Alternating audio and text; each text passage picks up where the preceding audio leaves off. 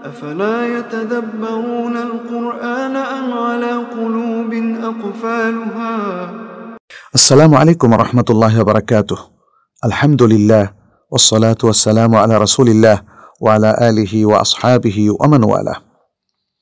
সম্মানিত শ্রোতা ভাই এবং বোনেরা, আমরা আজকে তাদাব্বুরুল কোরআনের আরেকটি দিক নিয়ে আলোচনা করব। সেটি হলো তাদাব্বুরুল কোরআন মুমিন ব্যক্তির ঈমানি শক্তিকে বাড়িয়ে দেয় এবং তার ইবাদত ও দ্বীনের প্রতি মনোনিবেশ হয়ে তাকে সাহায্য করে। আল্লাহর কোরআন নিয়ে চিন্তাভাবনা মানেই হচ্ছে আল্লাহকে নিয়ে চিন্তাভাবনা, আল্লাহর সৃষ্টি নিয়ে চিন্তাভাবনা, আল্লাহর সৃষ্টি বৈচিত্র্য নিয়ে চিন্তাভাবনা, দুনিয়ায় করণীয় নিয়ে চিন্তাভাবনা এবং আখিরাতে নাজাত পাওয়ার সকল বিষয় নিয়ে গভীরভাবে চিন্তাভাবনা। এটাই হলো তাদাব্বুরুল কোরআনের মূল কথা। অতএব মুমিন বান্দা যদি তাদাব্বুরুল কোরআনের এই ইবাদতে নিজেকে মগ্ন করতে পারে, নিয়োজিত করতে পারে, তাহলে সে যে ঈমানি শক্তি লাভ করে সেই শক্তি তাকে অন্যান্য সকল ইবাদতের জন্য যোগ্য করে তোলে। কেউ যদি দুনিয়ার নশ্বরতা এবং আখিরাতের স্থায়িত্ব নিয়ে গভীরভাবে চিন্তা করে, তাহলে সে দুনিয়ার প্রতি এত বেশি আগ্রহী হবে না। শুধু দুনিয়ার তার জরুরি প্রয়োজনগুলো সারবে, রেগুলার তার যে প্রয়োজন সেটার মধ্যে সে সীমাবদ্ধ থাকবে।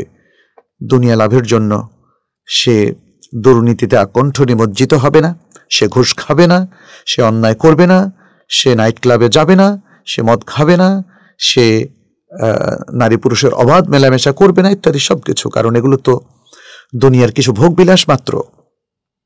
সে দুনিয়ার নশ্বরতা উপলব্ধি করলে দুনিয়া নিয়ে কোনো প্ল্যান করবে না সে, কারণ দুনিয়াতে সে আবেরু সাবিল, সে একজন পথযাত্রী, পথ অতিক্রমকারী, এবং সে একজন মুসাফের, সে একজন আগন্তুক, সেখানে স্থায়ীভাবে থাকার জন্য আসেনি।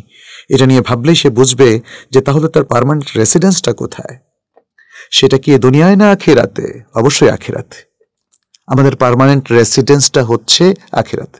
দুনিয়ার পিআর বা পার্মানেন্ট রেসিডেন্সের জন্য এই জন্য আমাদের মাথা ঘামানো দরকার নেই।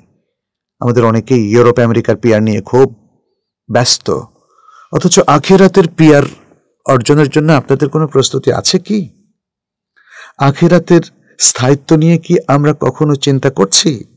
এবং সেখানেই যে আমাদের পার্মানেন্ট রেসিডেন্স, আসল বাড়ি, এমন বাড়ি যেখানে সারা জীবন থাকতে হবে, হোক সেটা জান্নাত অথবা জাহান্নাম। অবশ্যই আমরা মুমিন হিসাবে জান্নাতি চাই। অতএব আমরা আশা করি জান্নাতি আমাদের পার্মানেন্ট রেসিডেন্স। এই বিশ্বাসটা কি আমাদের আছে? গভীর পর্যবেক্ষণের মাধ্যমে এই উপলব্ধিটা কি আমরা নিজেদের মধ্যে বেয়ার করছি? যদি তাই করি তাহলে তো ঈমানটাকে মজবুত করার কথা। সালাতটা একটা বারের জন্যই পরিত্যাগ করার কথা না, হারাম উপার্জনে পা বাড়ানোর কথা না।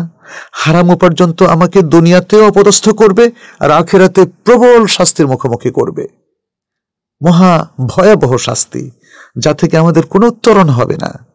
তাহলে হারাম পথেই তো মানুষ বিশাল সম্পত্তি তৈরি করে, হালাল পথে তো সে সচ্ছল স্বাভাবিক পর্যন্ত জীবনযাপন করতে পারে। আখিরাতের ভয় যাদের নেই তারাই দুনিয়ায় নানা পাপের মধ্যে আকণ্ঠ নিমজ্জিত হয়। অতএব আমাদের উচিত দুনিয়ার এই নশ্বরতা এবং আখিরাতের স্থায়িত্ব নিয়ে চিন্তাভাবনা অব্যাহত রাখা, এবং কোরআন নিয়ে ভাবলেই কিন্তু এই উপলব্ধিটা আমাদের জাগরুক থাকবে। আল্লাহ তাআলা কোরআনে বলেন, ওয়াবিল আখিরাতি হুম ইউকিনুন, তারা আখিরাতের প্রতি দৃঢ় প্রত্যয় পোষণ করে।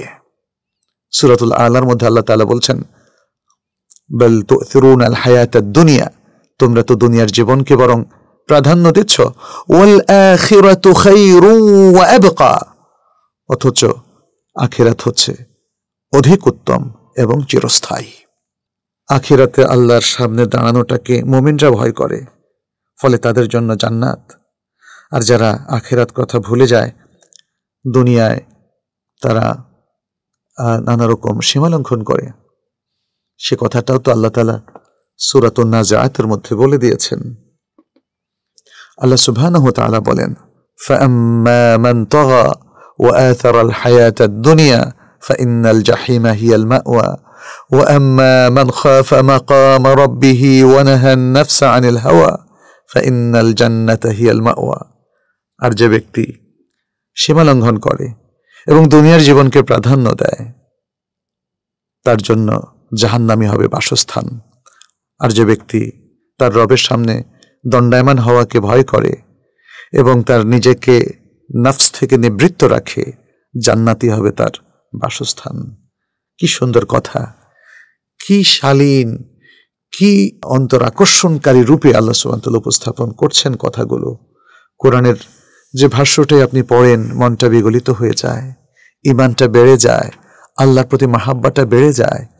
এই সব কিছুই বাড়বে যদি তাদাব্বুরুল কোরআনের কাজটা সঠিকভাবে আমরা করি। তাদাব্বুরুল কোরআনের ক্ষেত্রে যদি পিছিয়ে থাকি তাহলে আসলে আমাদের জীবনটা অনেক বড় চ্যালেঞ্জের মধ্যে পড়ে যাবে।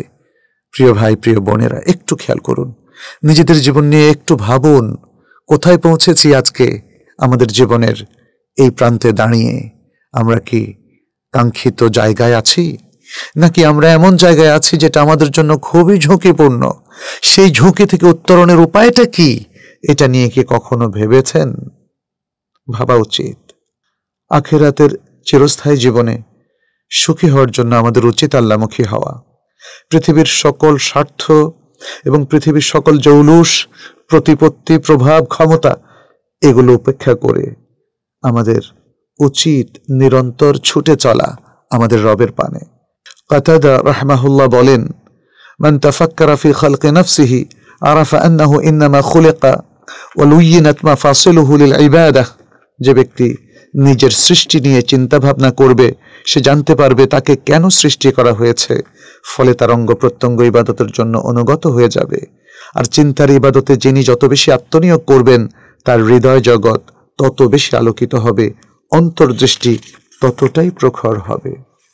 পক্ষান্তরে বান্দা যদি হৃদয়ের গুরুত্বপূর্ণ ইবাদতে যত্নশীল ও অভ্যস্ত না হন এবং তিনি চিন্তা গবেষণা না করেন, তাদাব্বুরুল কোরআন থেকে নিজেকে বিচ্ছিন্ন করে ফেলেন, তাহলে তার দিন ইসলাম শুষ্ক হয়ে যাবে, শুষ্ক মরুভূমিতে পরিণত হবে, যেখানে বাঁচার জন্য এক ফোঁটা পানিও পাওয়া যাবে না।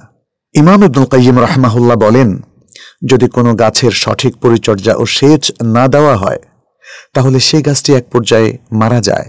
এমনকি স্বাভাবিক পরিচর্যা নিয়েও যদি সেচ দেওয়া বন্ধ করে দেওয়া হয় তবুও গাছটি আস্তে আস্তে শুকিয়ে যায়।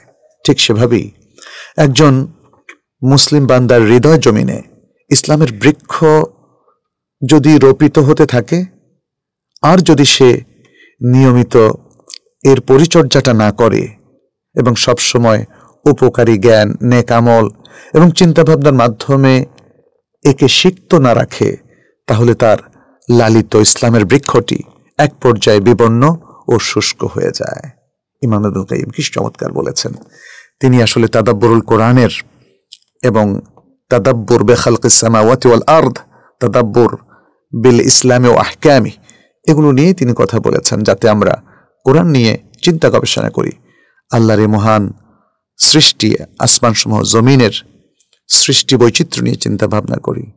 আমরা চিন্তা ভাবনা করি ইসলামের সৌন্দর্য নিয়ে এবং তার চমৎকার হুকুম আহকাম নিয়ে।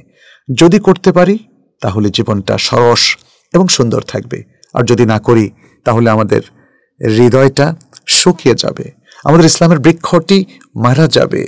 আমরা তখন এমন এক মুসলিম মানুষে পরিণত হব যাদের সাথে কোরআনের কোনো সম্পর্ক নেই, যাদের সাথে ইসলামী অনুশাসনের কোনো সম্পর্ক নেই, বরং আরো ভয়াবহ হতে পারে যারা মুসলিম হয়েও ইসলামের বিরুদ্ধাচরণ করে, ইসলামের বিরুদ্ধে কলম ধরে, আল্লাহর কোরআনের বিরুদ্ধে তারা দাঁড়ায়, আল্লাহদ্রোহী হয়ে যায়। আল্লাহ আমাদেরকে রক্ষা করুন এই মহা বিপদ থেকে।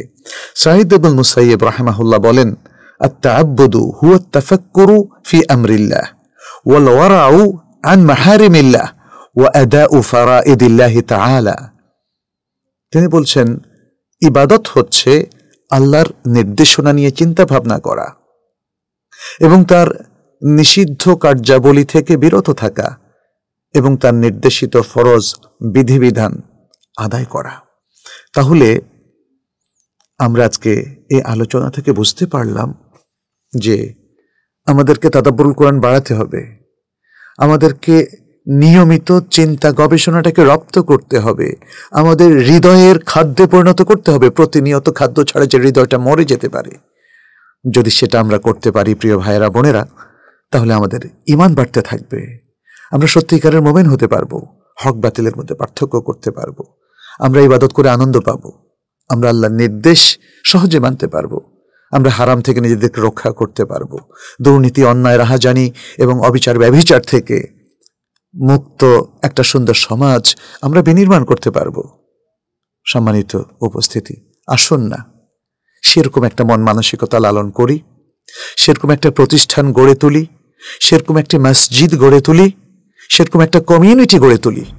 আল্লাহ আমাদের সবাইকে তৌফিক দান করুন, আমাদেরকে সুন্দর অন্তর দান করুন, আমরা যেন আমাদের দায়িত্বটা বুঝে সেটি পালন করতে পারি। আজ এ পর্যন্তই। হাদা সাল্লাল্লাহু সাল্লাম আলা নবিয়িনা মুহাম্মদ ওয়া আলা আলিহি ওয়া আসহাবিহি আজমাইন। আসসালামু আলাইকুম ওয়া রাহমাতুল্লাহি ওয়া বারাকাতুহু।